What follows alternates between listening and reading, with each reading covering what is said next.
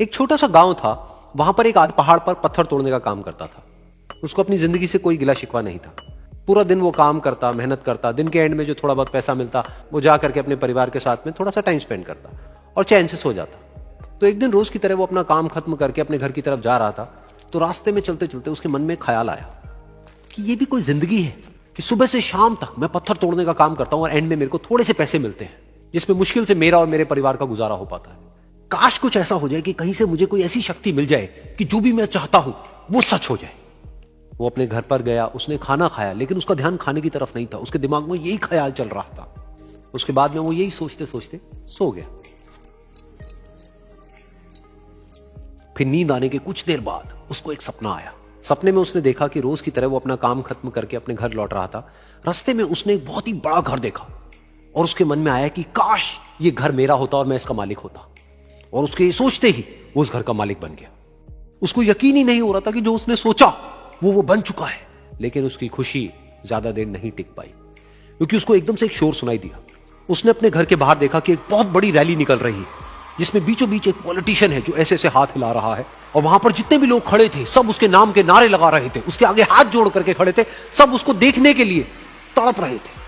तब उसको यह एहसास हुआ कि मैं कितना छोटा हूं उसके आगे। और फिर उसके अंदर से एक ख्याल उठा कि काश मैं ये पॉलिटिशियन होता और मेरे पास भी इतनी ही पावर होती जितनी कि इसके पास में है। बस उसका इतना सा सोचने की देर थी, वो पॉलिटिशियन बन गया। उसकी खुशी का ठिकाना नहीं था, क्योंकि उसके आसपास में हजारों लोगों की भीड़ थी और सब उसको देखने के लिए तरस रहे थे, तड़प रहे थे।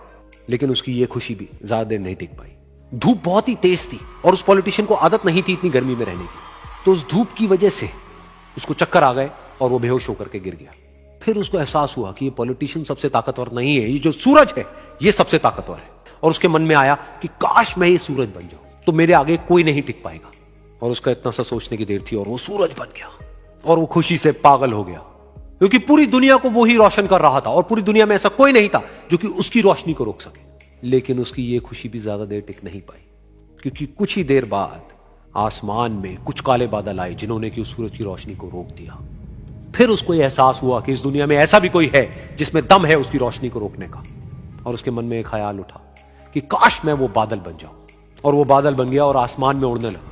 उसको ऐसा लगा कि मैं आसमान में उड़ रहा हूं और अब मैं जहां चाहे वहां जा सकता हूं। लेकिन कुछ देर बाद वहां पर एक बहुत तेज हवा का झोंका आया जो कि उन बादलों को उड़ा करके ले गया। और फिर उसे ये समझ आया कि ये जो बादल हैं वो सूरज की रोशनी को तो रोक सकते हैं लेकिन हवा को नहीं रोक सकते। ये हवा उनको बहा करके ले जाती है। फिर उसके मन में आया कि काश मैं ये हवा बन जाऊं। और वो हवा बन गया। हवा बनने के बाद में उसको अपने अंदर एक अलग ही ऊर्जा का अनुभव हुआ। वो चाहे तो आराम से बहता और चाहे तो आंधी बन करके, तूफान बन करके, जिसको भी चाहे उड़ा करके ले जाता। उसको ये विश्वास होने ही लगा था कि इस दुनिया में सबसे ज्यादा शक्तिशाली मैं हूं। लेकिन तभी उसके सामने आया एक पहाड़। उसने अपनी पूरी ताकत लगा दी लेकिन उस पहाड़ को वो इतना सा भी नहीं हिला पाया। तब उसको यह एहसास हुआ कि इस दुनिया में कोई है जो हवा से भी ज्यादा शक्तिशाली है, जिसमें दम है उस हवा को रोकने का। फिर उसके मन में आया कि काश मैं ये पहाड़ होता। और वो पहाड़ बन गया। लेकिन हर बार की तरह इस बार भी उसकी खुशी ज्यादा देर तक नहीं टिक पाई। उसको एक जानी पहचानी सी आवाज सुनाई दी और साथ ही साथ उसको दर्द होने लगा, जैसे कि कोई है जो उसको तोड़ रहा है, उसको मार रहा है। तो दर्द से वो चीखने लगा और उसके मन में आया कि काश मैं वो बन जाऊं क्योंकि इस पहाड़ को तोड़ने का दम रखता है। लेकिन इस बार उसकी एक ख्वाहिश पूरी नहीं हुई। वो रोने लगा, चीखने लगा, चिल्लाने लगा। उसने अपनी पूरी जान लगा दी लेकिन इस बार वो नहीं बन पाया। उसका दर्द बढ़ता ही चला जा रहा था और दर्द की वजह से एकदम से उसकी नींद खुली और सामने शीशा था। उसने शीशे में देखा और उसको समझ आया कि सपने में मैं वो क्यों नहीं बन पा रहा था जो मैं बनना चाहता था, क्योंकि असलियत में मैं वो ही हूं।